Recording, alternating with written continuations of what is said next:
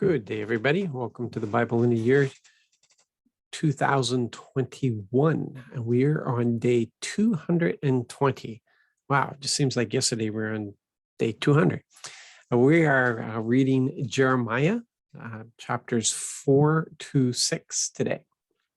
So starting right in on Jeremiah chapter 4, verses 1 to 2, we see here that it's not hard at all for the Israelites to return to Yahweh. He says, if you return, Israel, return to me, declares the Lord. If you get rid of your disgusting idols from my presence and wonder no more, and if you swear by the living God in truth, justice, and righteousness, then the nations will enjoy God's blessings. They will boast about him. So again, we see that returning to him would be returning to their purpose, which was that they would be his witness. They would live out the life that would attract the nations to them, because it would be a beautiful society, a society that was based on truth, justice, and righteousness, doing the right thing. And that's all they had to do, was turn back to him. He wasn't making it hard for them. But it's pride that always makes it difficult. It's pride that gets in the way. It's our desire for independence instead of submitting yourselves to dependence on the Lord.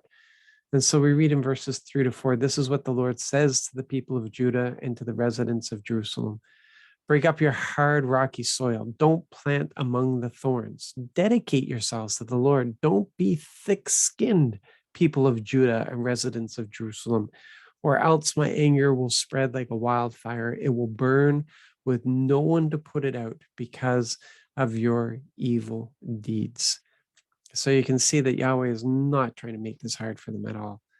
And it's heartbreaking. We see that. We know that this is breaking Father's heart right here, verses 19 to 20. Oh, my suffering, my pain is unbearable. My heart is in turmoil. It throbs nonstop. I can't be silent because I hear the blast of the trumpet and the roar of the battle cry.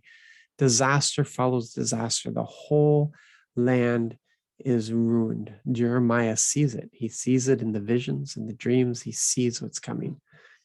In chapter 5, we see here in verses 1 to 2 that the Lord's just looking for one who's righteous, one righteous heart, just one.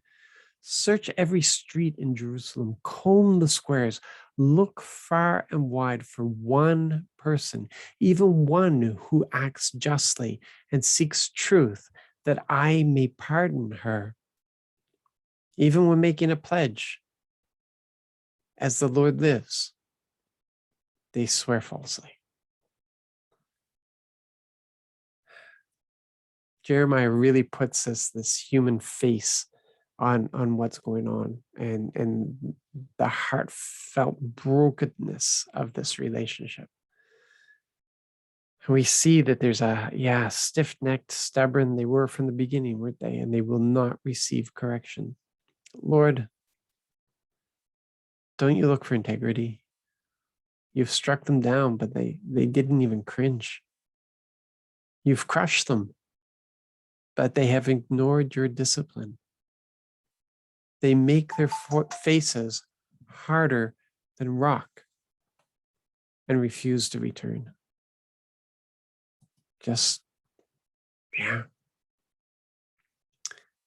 And then lying about the truth.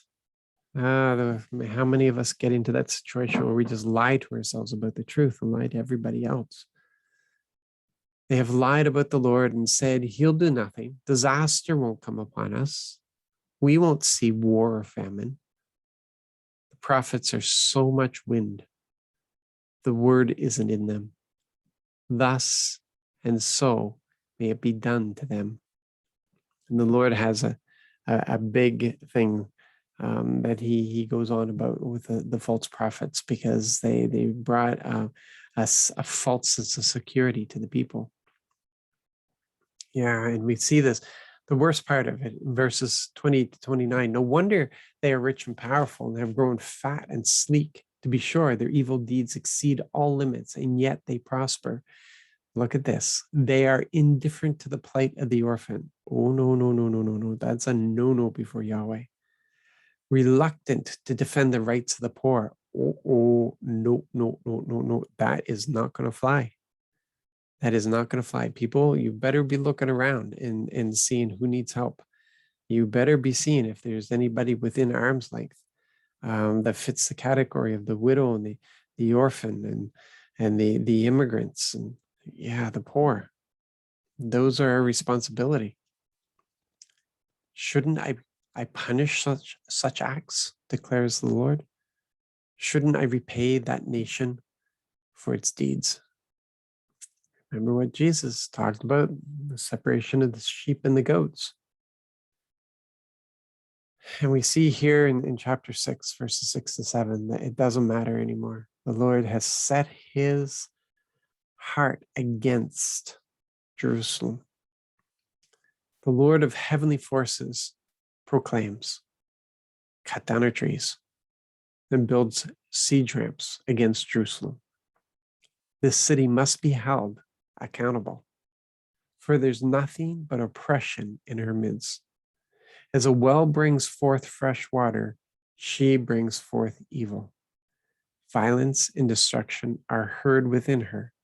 Injury and wounds are ever before me. So the well is poisoned. This has gone to the very heart of it, and all that's coming out is the ugliness that Yahweh has to cut off. He has to. And then you get this sense from Jeremiah, the frustration. You know, he's got a word. He's got a word, but nobody willing to listen. To whom can I speak and warn? How can I get someone's attention? Their ears are shut tight, so they won't hear. They are ashamed of the Lord's word and take no pleasure in it. I hope none of you are there. That is a terrible place to be. That is a dangerous place to be. Verse 15 of this chapter, we see that there's no shame. They should be ashamed of their detestable practices, but they have no shame. They don't even blush. Therefore, they will fall among the fallen and stumble when I bring disaster, declares the Lord. In verse 16, we have the ancient path. The Lord proclaims, stop at the crossroads and look around. Ask for the ancient paths. Where is the good way? Then walk in it and find a resting place for yourselves. But you said, we won't go. See, this is somewhere along the lines we have lost this whole thing, that what the Lord offers to us is solution, not more problems. He doesn't offer us hardship. He offers us rest. He offers us a resting place. We're not getting that across to the world. Our message is just a jumbled mess. He offers us rest. He's done the work. He's done it.